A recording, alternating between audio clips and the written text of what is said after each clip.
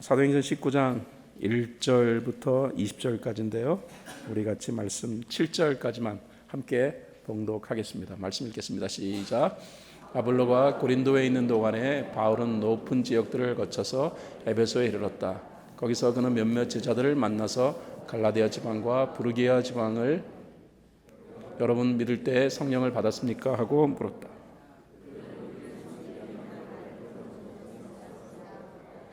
바울이 다시 물었다. 그러면 여러분은 무슨 세례를 받았습니까? 그들이 요한의 세례를 받았습니다 하고 대답하니 바울이 말하였다. 요한은 백성들에게 자기 뒤에 오시는 이 곧 예수를 믿으라고 말하면서 회개의 세례를 주었습니다.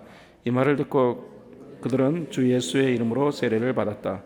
그리고 바울이 그들에게 손을 얹으니 성령이 그들에게 내리셨다. 그래서 그들은 방언으로 말하고 예언을 했는데 모두 12사람쯤 되었다. 아멘. 오늘은 바른 교리 세우기라는 제목을 가지고 여러분과 함께 하나님의 말씀을 통해서 교훈을 얻고자 합니다. 여러분 교리하면은 굉장히 딱딱하게 여기시고 또 뭐 교회들마다 교리가 다 다르니까 뭐 크게 신경 쓸 부분은 아니다라고 생각할지 모르겠습니다. 하지만 우리 신앙생활에 있어서 교리가 차지하는 비중은 굉장히 크다라는 것입니다. 저는 오늘 여러분과 함께 이 교리가 참 중요하니까 우리가 바른 교리 위에 서서 믿음의 삶을 이루어가기를 또 원하는 마음으로 오늘 본문의 말씀을 중심으로 하여서 같이 하나님이 우리에게 주시는 그런 교훈을 얻고자 합니다. 사도행전 19장은 바울의 3차 전도 여행의 시작이었던 에베소에서 있었던 그 영적 대각성 사건을 다루고 있어요. 근데 에베소 교회는 바울의 제2차 전도 여행 시에 세워졌던 교회인데요. 세워진 지 얼마 되지 않았음에도 불구하고 한마디로 말하면은 이 성경에서 조금 이탈되어진 또 구체적으로 얘기하자면은 복음에서 좀 이탈되어진 그런 모습을 보이고 있었다라는 것입니다. 바울은 이런 에베소 교회를 다시금 리빌드 하려고 시도했다 하는 것입니다. 오늘 본문을 통해서 성경이 우리에게 제시하고 있는 내용을 여러분과 함께 나누기를 원합니다. 먼저 교리가 왜 중요하냐면 교리는 신앙을 검증하기 때문에 중요하다라는 것입니다. 사도행전 기록자인 누가는 오늘 본문을 보면은 예수를 믿는 사람을 제자로 표현하고 있습니다. 사도행전 19장 1절로 3절 말씀을 같이 보도록 하죠. 시작. 아볼로가 고린도에 있는 동안에 바울은 높은 지역들을 거쳐서 에베소에 이르렀다. 거기서 그는 몇몇 제자들을 만나서 여러분은 믿을 때 성령을 받았습니까? 하고 물었다. 그들은 우리는 성령이 있다는 말을 들어보지도 못하였습니다 하고 대답하였다. 바울이 말하였다. 그러면 여러분은 무슨 세례를 받았습니까? 그들이 요한의 세례를 받았습니다 하고 대답하니 바울이 만났던 사람들 대체적으로 한 12명 정도로 추측되어집니다. 왜냐하면 7절에서 한 12명쯤 되었다고 하니까요. 근데 이 사람들은 다 예수를 주로 고백하고 있다는 거예요. 우리는 흔히 예수를 주로 고백하면은 그러면은 이 사람이 그리스도인이구나, 이 사람이 구원을 받은 사람이구나라고 말할지 모르겠습니다. 고백이 중요하니까요. 그러나 흔히들 이 고백에 대한 의미를 얘기할 때 이 고백의 배후에 있는 그 핵심을 정확하게 인정하는 고백이 중요하다라는 거예요. 아무튼 이들에겐 고백이 있었어요. 그래서 이들을 제자로 표현하는 것을 보면은 이 고백이 있으니까 그리스도인이라는 것이 분명하다라고 누구든지 생각을 했었을 것 같습니다. 그런데 바울은 이들과 대화를 나누면서 그런데 조금 이상하다라는 생각을 했던 것 같아요. 왜냐하면은 고백은 있는데 이들의 고백 속에 뭔가 믿음의 핵심이 정확하게 인정되지 않고 있다는 느낌을 아마 받았던 것 같습니다. 그래서 바울은 질문을 던집니다. 여러분은 성령을 받았습니까? 그런데 아주 의외의 답변이 나온 거예요. 우리는 성령이 있다는 말을 들어보지도 못했습니다. 바울이 무지 놀랐겠죠. 너무 뜻밖의 대답을 들었기 때문입니다. 이게 모순이거든요. 왜 믿음을 주시는 분은 성령인데 세례를 받았음에도 불구하고 성령이 있다는 말은 들어보지도 못했다. 성령께서 예수 그리스도를 확증시켜 주시는 분이거든요. 삼위일체 하나님에 대하여서 우리들이 공부할 때 삼위의 하나님이 하시는 기능을 다음과 같이 설명합니다. 성부 하나님은 구원을 계획하시고 성자 하나님은 구원을 성취시키시고 성령 하나님은 구원을 확증시키시는 분. 성령께서 마음에 감동을 주시지 아니하시면 우리가 예수를 알 길이 없어요. 그런데 그들은 분명히 세례를 받았다고 하는데 그럼에도 불구하고 성령에 대해 들어본 적이 없다라는 이런 모순적인 표현을 하고 있다는 것입니다. 그래서 바울은 다시 조금 더 디테일한 질문을 합니다. 그러면 여러분은 무슨 세례를 받았습니까? 그랬더니 그들은 요한의 세례, 다시 말해 물 세례를 받았다라는 것입니다. 그들은 요한의 세례를 받았다고 하는데 요한의 세례, 이 물 세례를 받음으로 자신들이 구원을 얻었다라고 생각을 했던 것 같아요. 그런데 여러분, 물 세례 자체로 우리가 구원을 얻는 것은 아닙니다. 혹이라도 내가 물 세례를 예전에 받은 경험이 있으니까 내가 구원을 얻었다라고 생각하시면은 여러분 잘못 생각하시는 거예요. 물 세례는 물론 죄 씻음에 대한 상징적인 표현이기도 합니다. 하지만 물 세례 그 자체가 우리에게 구원을 가져다 주는 게 아니에요. 어떤 곳에서는 물 세례를 받으면은 그러면 그것이 구원을 받은 것이다라고 얘기하는 것도 있습니다. 근데 물 세례 자체가 우리에게 구원을 주는 게 아닙니다. 물 세례는 외적인 표현이에요. 다시 말해서 우리가 성령을 통하여서 우리의 정확한 죄 씻음이 이루어지고 그 다음에 그것을 외적으로 또 공개적으로 표현하기 위해서 이제 우리가 물 세례를 받게 되는 것이거든요. 그래서 요한의 세례, 다시 말해서 물 세례가 죄 씻음에 대한 외적인 표현이라면은 성령과 불의 세례, 이것은 예수 그리스도를 통한 내면적 구원에 대한 확신, 변화, 이것을 뜻한다고 생각하시면 될 것 같습니다. 그러니까 물 세례가 구원의 길을 연 게 아닙니다. 핵심은 성령 세례입니다. 성령의 세례를 받은 자는 예수를 통해서 구원을 받았음을 확신하게 되는 거예요. 그 확신의 외적 표현이 물 세례예요. 혹 여러분 가운데서 물 세례를 받으셨는데 분명히 물 세례를 받았지만은 그럼에도 불구하고 내가 예수 그리스도에 대한 확신이 없다면, 또 예수가 그리스도라고 하는데 목사님 맨날 예수가 그리스도라고 하는데 저분 무엇을 의미하는 얘기를 하는 건가라고 여러분들이 계속 퀘스천이 여러분 머릿속에 생기면은 여러분은 이 구원의 의미를 다시금 공부하셔야 합니다. 여러분, 요한이 한 말을 우리가 살펴볼 필요성이 있죠. 누가복음 3장 16절에 요한은 자신이 물로 세례를 주지만은 그러나 자신이 주는 그 세례의 의미를 물로 한정시키고 있어요. 요한은 모든 사람이 대답했다. 나는 여러분에게 물로 세례를 주지만 나보다 더 능력이 있는 분이 오실 터인데 나는 그의 신발끈을 풀어드릴 자격도 없어. 그는 여러분에게 성령과 불로 세례를 주실 것이요. 요한이 말하고 있는 것을 우리가 보더라도 물 세례는 제한적이라는 사실을 우리가 분명하게 발견할 수 있지 않겠습니까? 그렇다면은 이 에베소 교회 사람들은 왜 어떻게 믿음을 물 세례 받은 것으로 구원받았다라고 이렇게 제안했을까? 왜 이러한 믿음을 소유하게 되었을까? 아마 아볼로라는 사람의 영향이 컸을 것입니다. 우리는 어저께 아볼로에 대해서 같이 조금 생각해 보지 않았습니까? 아볼로는 구약에 대한 해박한 지식을 가졌고 또 설교에 능통한 사람이었습니다. 하지만 신학적 체계가 부족한 사람이었어요. 사도행전 18장 24절, 25절에 아볼로에 대하여서 설명합니다. 어저께 우리 같이 생각했던 묵상했던 내용인데 다시금 한 번 더 반복해서 말씀을 드립니다. 그런데 알렉산드리아 태생으로 아볼로라는 유대 사람이 에베소에 왔다. 그는 말을 잘하고 성경에 능한 사람이었다.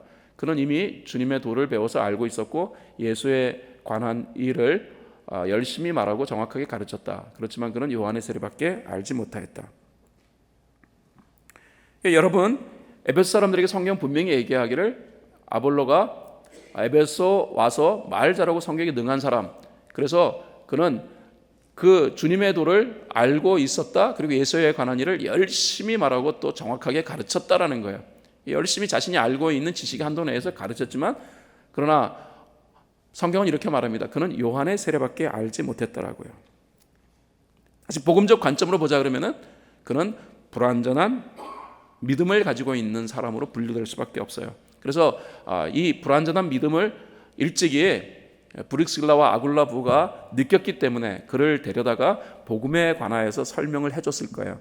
다시 말해서 구원의 중요한 핵심적 내용은 예수가 그리스도라는 이 사실, 그리고 성령의 세례에 의하여서 우리가 구원에 대한 확증을 얻게 된다는 사실을 아마 가르쳤을 것입니다. 이후로 아볼로는 복음적인 견해 속에서의 설교를 했을 거예요.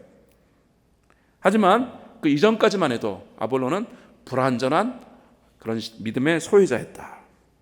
여러분, 그런 의미에서 목회자 굉장히 중요합니다. 왜 하나님께서는 목회자를 세우셨을까요? 오늘날 목회자는 구약시대 제사장이 아닙니다. 여러분들이 구약시대 제사장으로 하나님 목회자를 세웠다고 생각하시면 안 됩니다. 성경은 목회자를 다음과 같이 표현합니다. 교사요, 목사라고요. 다시 말해서 말씀을 가르치는 자예요. 말씀을 정확하게 알아야 합니다.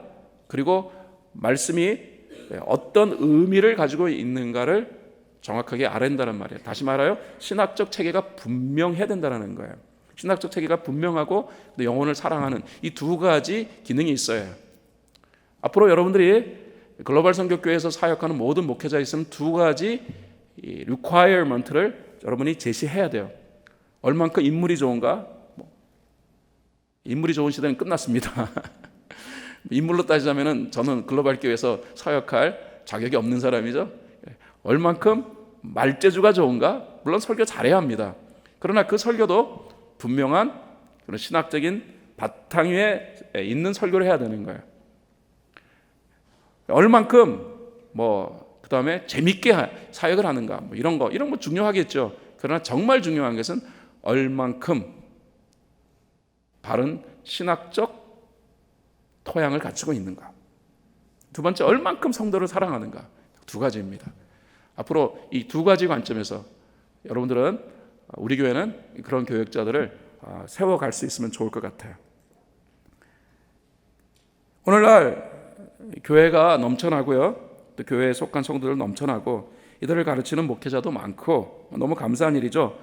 하지만 정말로 제대로 믿는 사람, 그리고 교회로서 제 역할을 하는 교회, 이것은 바르게 배우고 바르게 가르치는 그런 교회가 되어야 된다는 말인데, 그런 교회들이 많이 생겨나기를 원합니다. 대하다 보면은 잘못 알고 있음에도 불구하고 자신의 확신을 과신하고 있는 그런 교우들도 저는 많이 봐요. 또 자신이 정말로 제대로 알고 있다라고 착각하는 목회자도 많이 봅니다. 부분적인 지식을 가지고 마치 성경을 다 통달한 것처럼, 교회를 다 아는 것처럼, 목회를 다 아는 것처럼 착각하는 사람들이 있다라는 것입니다. 그래서 바울은 그 에베소 교회 사람들을 향하여서 복음을 다시 설명하는 거예요. 그래서 19장 4절에 있는 내용입니다. 바울은 말합니다. 요한은 백성들에게 자기들이 오시는 이 곧 예수를 믿으라고 말하면서 회개의 세례를 주었습니다. 바울이 이 말을 하는 이유가 뭘까요? 복음에 대하여서 잘 알고 있다고 생각했던 에베소 교회 사람들이 불완전한 지식의 소유자다, 잘못된 지식의 소유자다라는 사실을 표현한 거예요. 그래서 그들은 자발적으로 다시 세례를 받기를 청했던 것입니다. 사도행전 19장 5절 6절에 보면은 이 말을 듣고 그들은 주 예수의 이름으로 세례를 받았다. 그리고 바울이 그들에게 손을 얹으니 성령이 그들에게 내리셨다. 아멘. 저는 글로벌 선교교회 여러분 모두는, 속한 여러분 모두는 정말로 바른 성경의 교리를 이해할 수 있는 자가 되기를 정말 바랍니다. 두 번째, 오늘 본문 말씀은 좋은 마음이 바른 교리를 수용해요. 마음이 굉장히 중요합니다. 사실 교리에 대하여 한번 확신하면 자신이 확신하고 있는 것을 깨뜨리는 것이 굉장히 힘들어요. 그렇기 때문에 아무리 이 교리가 맞습니다라고 얘기를 한다 할지라도 중요한 것은 자기 스스로 자기 마음을 잘 다지는 것이 필요하다는 것입니다. 바울이 말씀을 가르쳤던 주 무대가 회당이었다는 것을 성경은 얘기해요. 에베소에서 그 바울은 회당에 들어가 가지고 하나님 말씀을 전해요. 근데 회당이 어떤 곳입니까? 회당은 하나님 말씀을 배우는 곳이에요. 그런데 아이러니컬한 것은 그 회당에서 말씀을 대적하는 일들이 벌어지고 있다는 거예요. 8절에 보면은 바울이 회당에 들어가서 석 달입니다. 석 달 동안 하나님 나라 일을 강론하고 권면하면서 담대하게 말했다. 자, 바울이 이 말씀을 가르칠 때 어떠한 태도로 말씀을 가르쳤나? 그냥 대강대강 대충대충 아니죠. 바울이 하나님 나라의 일을 강론하고 권면하면서 담대하게 말했다. 이게 헬라어 원어를 살펴보니까 바울은 최선을 다하여서 하나님 나라에 대하여 가르쳤다라는 거예요. 최선을 다하여. 대충 대강 한 게 아니에요.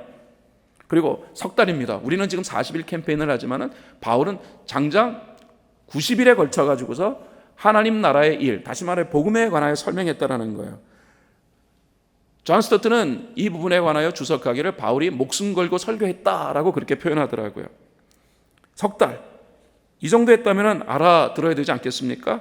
그런데 반응은 의외로 냉담했다라는 거예요. 9절에 보니까 몇몇 사람은 마음이 완고하게 되어서 믿으려 하지 않고 온 회중 앞에서 이 도를 비난했다. 비난의 이유가 무엇입니까? 마음이 완고하게 되어서.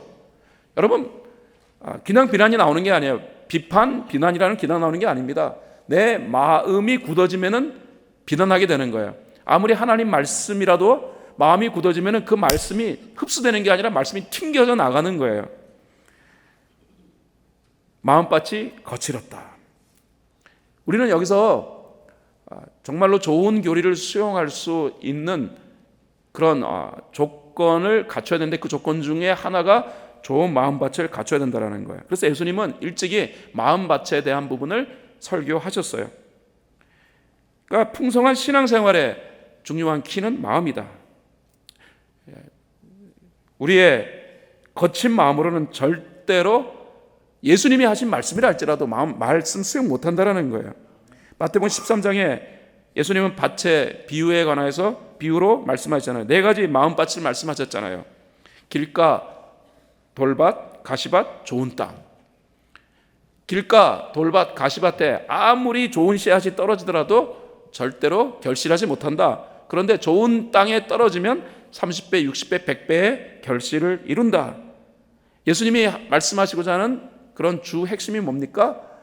아무리 예수님이 말씀하셨다 할지라도, 아무리 하나님께서 뜻을 세우시고 우리에게 바른 신앙의 삶을 이루어갈 수 있도록 주의 종을 사용했다 할지라도 우리가 마음밭을 잘 다지지 아니하면은, 좋은 마음밭을 갖지 아니하면은, 다시 말하여 말씀을 배우겠다는 겸손한 마음이 우리에게 없으면, 우리의 심령을 열지 아니하면은 천사가 와서 말씀을 전한다 할지라도, 아니 예수님이 오셔서 말씀을 전한다 할지라도 받아들이지 않는다라는 거예요. 바울은 계속 말씀을 통하여서 잘못 알고 있는 사항, 다시 말하여 복음에 관하여서 무지한 회당에 속해 있는, 성경을 많이 알고 있다는 사람을 향하여 마음을 계속 두드렸습니다. 석 달 동안 강력하게. 얼마나 기도했겠습니까? 설교는 인간의 말을 전하는 것이 아니기 때문에, 그러므로 말씀을 들고 단에 오를 때는 항상 기도하게 되어 있습니다. 바울이 기도할 때 얼마나 강력하게 기도합니까? 그래서 성령 앞에 간절한 마음으로 사람들이 마음을 열고 자신이 전하는 내용을 받아들이기를 간절한 마음으로 기도했을 것입니다. 하지만 마음이 완고하게 되어지니까 믿으려 하지 아니하고 오히려 많은 회중 앞에서 바울이 전하는 내용에 대하여서 비난했다. 바울은 이렇게 3개월을 하고 난 다음에 사역을 바꿉니다. 19장 9절에 보면은 바울은 그들을 떠나 제자들을 따로 데리고 나가서 날마다 두란노 학당에서 강론하였다. 사실 교리가 잘못되어진 그런 집단을 이단이라고 얘기합니다. 이단에 속해 있는 사람들을 마음 바꾸게 하는 것은 진짜 불가능해요. 왜? 오늘 본문 말씀 보셨잖아요. 바울이 전에도 이미 마음을 확증한 거예요. 자신이 믿는 것으로 이미 결론 지은 거예요. 아무리 누가 와서 얘기한다 할지라도 우리가 아는 것이 맞는 것이다라고 하는 거예요. 여러분, 그렇습니다. 우리가 진리인지 아닌지는 항상 하나님 말씀을 놓고 그리고 검증해 봐야 되는 거예요. 성령은 우리와 함께 하시면서 이 말씀에 대한 의미를 가르쳐 주세요. 그러므로 항상 우리가 하나님 말씀 앞에 설 때는 겸손한 마음을 갖추는 것이 굉장히 중요합니다.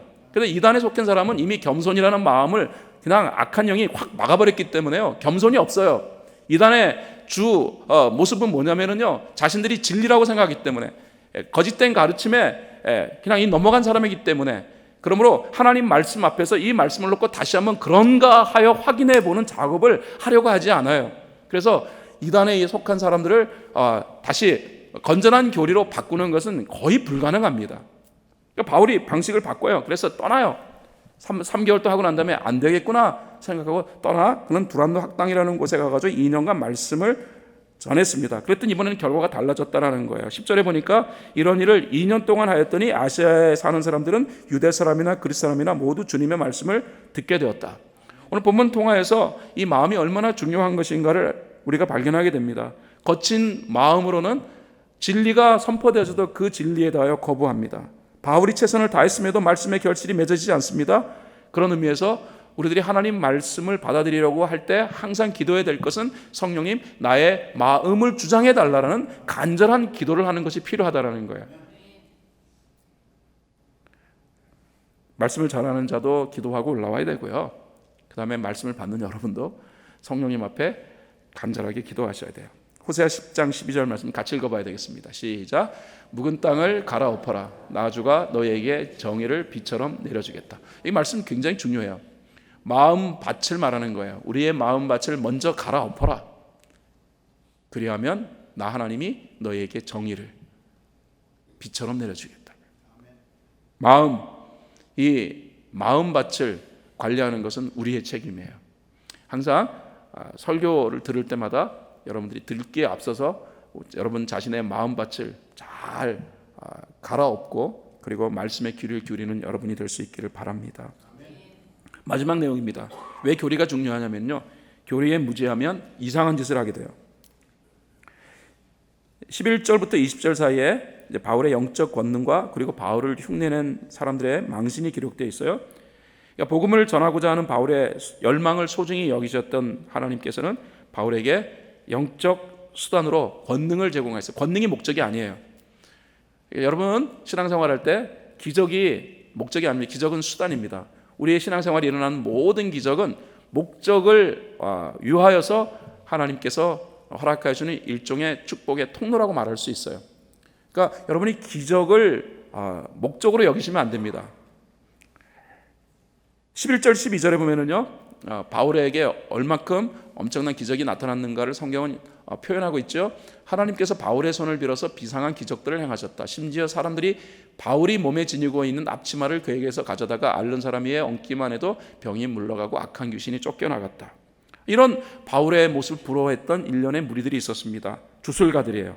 그들이 바울을 유심히 살펴본 거예요. 그랬더니 와, 바울이 행하는 것마다 막 기적이 만들어지거든요. 귀신도 쫓겨가고 그 다음에 병든 사람이 고침을 받고. 그래서 주술사들은 바울을 잘 관찰하고 그 다음에 바울 흉내를 내는 거예요. 13절에 귀신 축출가로 행세하며 떠돌아다니는 몇몇 유대 사람조차도 바울이 전파하는 예수를 힘입어 내가 너에게 명령한다 하고 말하면서 악귀 들린 사람에게 주 예수의 이름을 이용하여 귀신을 내쫓으려고 시도하였다. 그러니까 주술을 행하던 사람들이 바울을 흉내냈다라는 것이죠. 저는 이 부분을 보면서 한 가지 교훈을 얻습니다. 우리도 신앙생활을 흉내내면 안 되겠다. 신앙생활이 흉내로 이루어지는 게 아닙니다. 신앙생활은 분명한 그런 핵심으로 이루어지는 거예요. 그러니까 흉내내니까 망신만 당하는 거예요. 15절 16절에 보면은요, 귀신을 향하여서 예수의 이름으로 막 명하노니 물러가라 이렇게 했겠죠. 그랬더니 귀신이 그들에게 이렇게 말합니다. 나는 예수도 알고 바울도 알지만 당신들은 도대체 누구요 하고 말하였다. 그리고 악기 들린 사람이 그들에게 달려들어 그들을 짓눌러 이기니 그들은 몸에 상처를 입고서 벗은 몸으로 그 집에서 도망하였다. 여러분, 이 주술가들은 바울의 기적에만 관심이 있었어요. 바울이 아마 이렇게 말하는 것을 보면서 저렇게 하면 우리도 귀신을 쫓아낼 수 있겠구나라고 생각했겠죠. 바울이 분명히 귀신을 향해 이렇게 말했을 것입니다. 예수의 이름으로 명한다. 당장 떠나라. 예수의 이름으로 명하노니 너는 떠나라. 그러니까 귀신이 막 하고 떠났겠죠. 이런 모습을 보면서 야, 바울이 예수의 이름을 얘기했지. 그럼 우리도 예수의 이름으로 귀신을 내어 쫓아보자.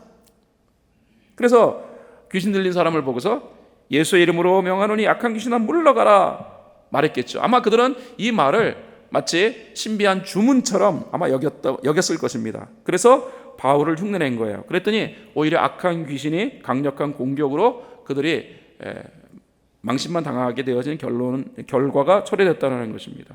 보면 우리에게 중요한 교훈 줍니다. 우리의 일상적인 생활에서 행해지는 모든 것들에 성경이 제시하는 의미가 있다는 거예요. 잘 들으셔야 합니다. 그 의미를 이해하고 행하는 것이 능력과 결과로 이어지는 거예요. 의미도 모르고 행하는 것은 엄밀하게 말하면 능력과 결과가 나타나지 않아요.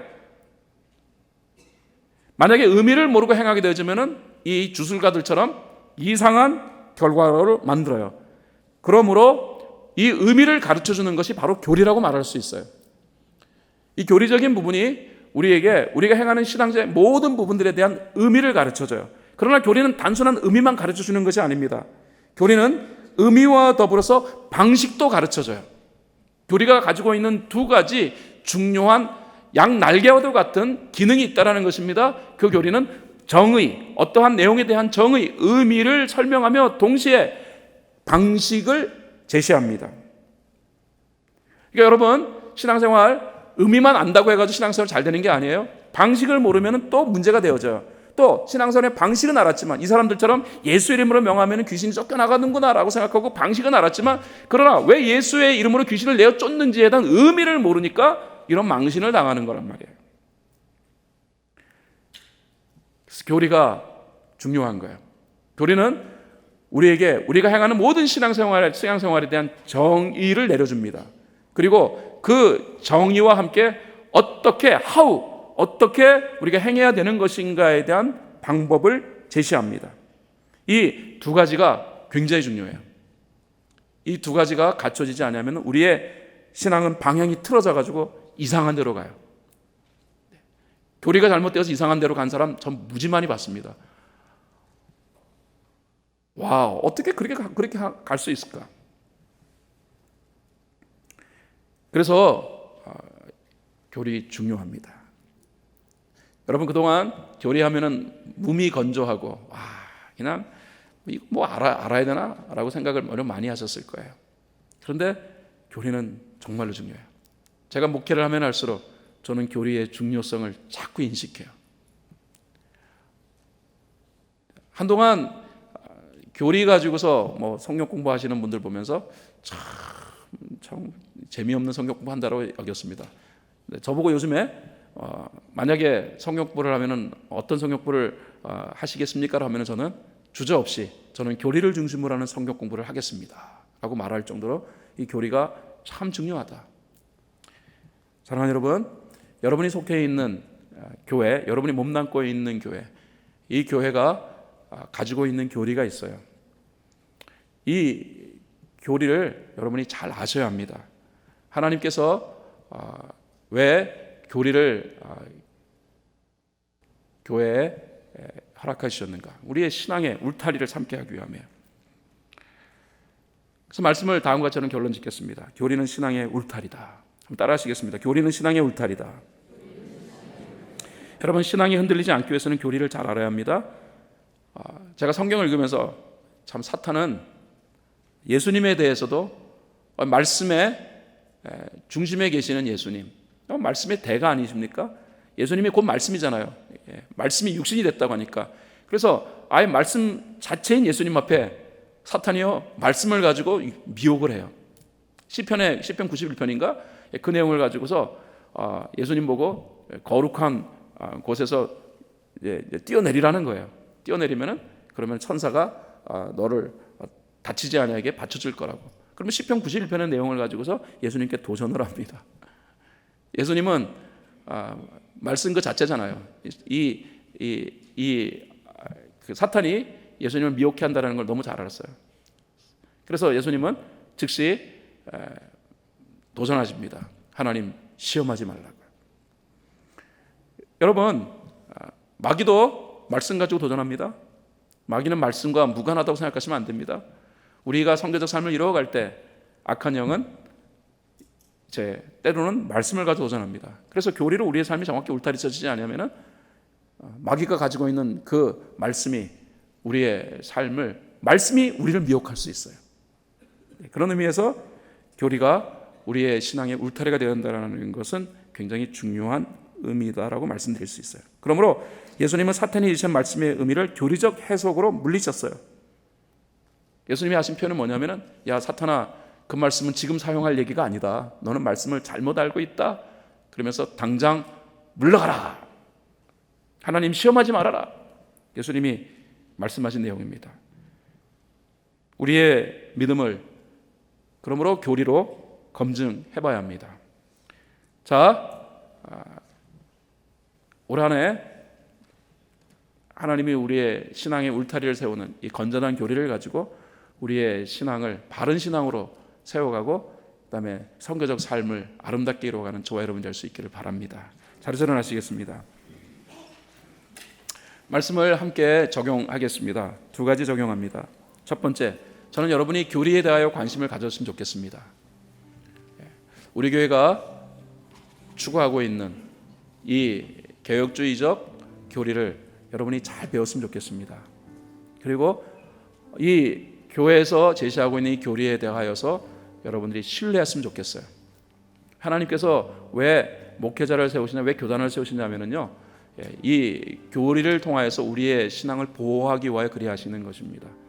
분명한 것은 여러분은 건전한 교리를 중심으로 하는 교회에 속해 있다는 것입니다. 그리고 여러분이 교회가 속해 있는 교단은 정말로 건전한 교리를 가지고 말씀을 정말로 소중히 여기며 그리고 말씀을 중심으로 하는 그런 신앙을 도전하는 그런 교단이다라고 생각하시면 될 것 같아요. 그래서 교회에서 제시하는 교리 여러분들이 잘 받아들였으면 좋겠습니다. 교회 제시하는 그 교리를 잘 받아들이시고 그 교리와 더불어서 아름다운 믿음의 삶을 이루어가는 여러분 될 수 있기를 바랍니다.